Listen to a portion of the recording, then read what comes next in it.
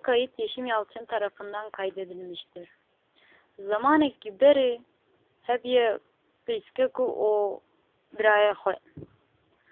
İdi gotina em derin em van dera idare nekin em harin şxwara bikerin o me şxwara derekî hey mênanê xwe bivînin û me lûrê mînin îdî.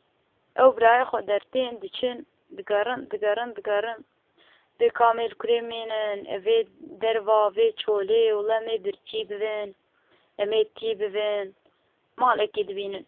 Divê de me harin vê malê mavê vê malê hey alîme bikin. Diçin wê malê jinik derî li wan vedike û dirêne va pîskû birayê xwe ne divê em birçîne em derva mane ka me tê xewendir divê heyra wele mêrê min hûtê û ez newêrim kesî têxin mala xwe. Gavas kesî dixin mala xwe bîna wa diçê û dîne wa dixo ka zê çawa we têxin hundirê xwe. Divê em birçîne divê were ez ê nan û avê we bidim wew û hêna hût nehat dibe gerek min zû ecele ji mala min derên har. Divê temam.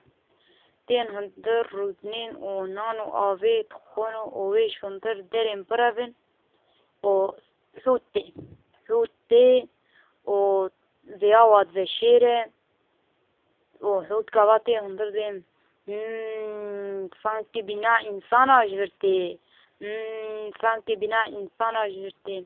Jinik jî divê nana ne bîna însana ye ji kur bîna însana ye bîna însana ji mala me nayê.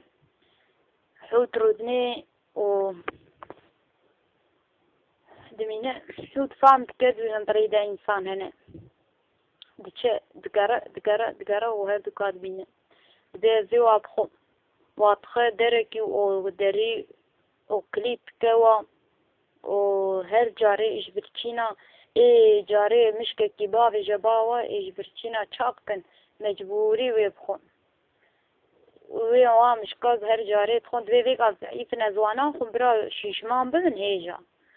û her carê mişkekî de wa û dimîne arê de zaman diçe û derî li wa vedike dengê dûr de mane wa mişka daya wa xwarine dirêne wa her du jî zeîf bûn wa goştê wa li ser we û divê temam baş e vana wisa bûne ez dikarim îdî wa bixwim.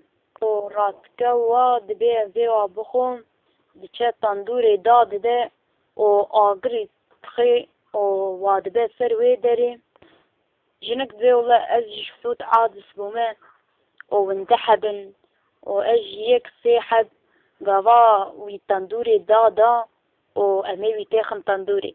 Diçin mêrik tendûrê da dide û divê ez ê wa têxin tendûrê çêkim û çawa xwe xwar dike hema jinik û her du zarok radikinê hût dixine tendûrê dişewitînin û jinik ji hût xelas dibe û hût jî va zarokan naxo ew jinikê bihav re wê malê de dimînin û heta mirinê jî bihav re ne wa zaroka dibin wê zarokê wê jinikê û çîroka me vir de qediya.